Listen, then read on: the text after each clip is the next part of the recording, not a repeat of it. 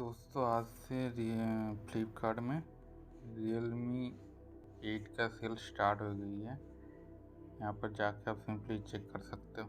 यहाँ पर Realme 8 Pro दिखा रहा है। ठीक, इसका भी सेल स्टार्ट हो गई है। ऑफर क्या क्या दी है देखते हैं। EMI ICICI special price 2000 of करके दी है, तो सेल स्टार्ट हो गई है।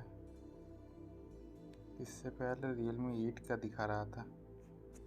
Realme 8 देखते हैं है कि नहीं।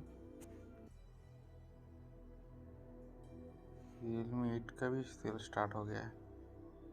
ठीक है, यहाँ पर 2 वेरिएंट का है, 8GB 6 वेरिएंट का नहीं है।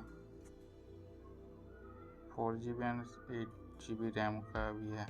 128 का आपका रोम है, रोम स्टोरेज है, इंटरनल स्टोरेज। Realme 8 का और 8 Pro का दोनों का ही चालू हो गया है, तो फ्लिपकार्ट में जाकर चेक कर सकते हो।